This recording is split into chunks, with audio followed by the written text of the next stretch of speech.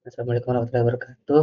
Di sini pada mata kuliah kecerdasan buatan, saya dan teman saya akan menjelaskan tentang uncertainty, di mana anggotanya adalah saya Muhammad Hafid Ridho dengan NIM M1D02268, dan juga teman saya itu lalu Faris Lemah Firmansyah dengan NIM M1D02219.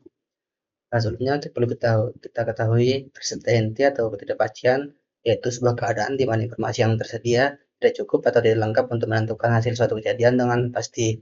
Dalam konteks ilmu pengetahuan, pengambilan keputusan dan atau sistem pakar, ketidakpastian itu menggambarkan ketidakmampuan untuk memprediksi atau mengetahui hasil akhir karena kurangnya data yang akurat atau karena sifat alami dari proses yang acak. Di sini ada dua metode, yaitu metode certainty factor dan juga terima bias. Saya akan menjelaskan tentang metode certainty factor, yang dimana certainty factornya atau CF ini merupakan sebuah metode untuk mengatasi ketidakpastian dalam sistem pakar dengan pendekatan heuristik.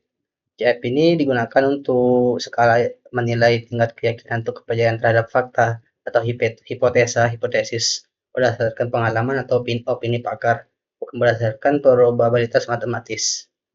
Kapan metode ini digunakan? Metode ini digunakan untuk menilai tingkat kepercayaan atau ketidakpercayaan terhadap sesuatu hipotesa berdasarkan bukti yang tersedia.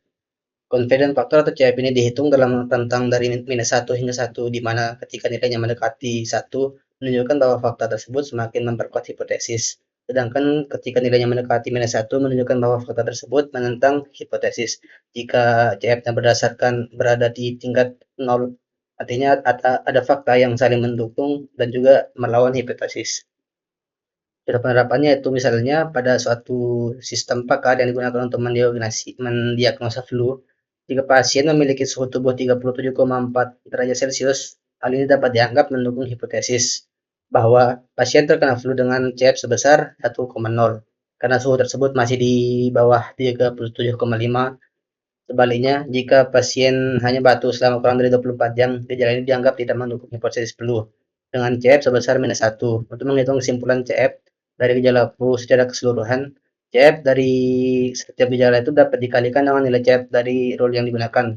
Contohnya yaitu jika CF-nya suhunya itu adalah 1,0 dengan rule terkait, kita menggunakan sebesar 0,5, maka hasilnya yaitu 1,0 dikali 0,5 yaitu 0,5. Selanjutnya akan dijelaskan oleh teman saya. Selanjutnya untuk metode teorema bias. Teorema bias merupakan metode probabilistik yang digunakan untuk menghitung kemungkinan suatu kejadian berdasar kejadian-kejadian sebelumnya yang telah diketahui. Teorema ini didasarkan pada prinsip probabilitas kondisional yang memungkinkan penyesuaian peluang dan hipotesis awal saat bukti baru muncul. Kapan digunakan? Ada beberapa contoh kapan digunakan metode ini, yaitu pertama, klasifikasi dan pengenalan pola dalam machine learning. 2. Diagnosis medis untuk memperoleh probabilitas. 3. Analisis risiko dalam keuangan dan manajemen risiko. 4. Data mining dalam analisis data besar untuk menemukan pola dan hubungan antar variabel. 5. Pengambilan keputusan dalam situasi di mana keputusan harus dibuat berdasarkan ketidakpastian dan informasi tidak lengkap. 6. Sistem rekomendasi dan memberikan rekomendasi produk atau layanan berdasarkan preferensi penggunaan sebelumnya. Untuk contoh penerapannya, filter spam email. Pada sistem ini, penerapan teorema bias untuk mengklasifikasikan email sebagai spam atau bukan dengan menghitung probabilitas berdasarkan kata-kata yang terdapat di dalamnya. Proses dimulai dengan menentukan probabilitas awal bahwa sebuah email adalah spam berdasarkan data historis. Ketika email baru diterima, sistem menganalisis frekuensi data dalam email tersebut dan menghitung probabilitas bahwa email itu adalah spam. Yang dimana rumusnya P spam kata menggunakan rumus teori bias. Jika probabilitas spam melebihi ambang batas yang ditetapkan, email tersebut dipindahkan ke folder spam. Selain itu, sistem harus belajar dari umpan balik menggunakan yang menandai email sebagai spam atau non-spam, sehingga meningkatkan akurasi klasifikasi seiring waktu. Dengan demikian, penerapan teorema bias dalam filter spam efektif dalam menjaga kotak masuk tetap bersih dan email dan yang tidak diinginkan. Mungkin itu saja yang bisa kami sampaikan. Kurang lebihnya mohon maaf. Wabillahi taufiq wal hidayah. Wassalamualaikum warahmatullahi wabarakatuh.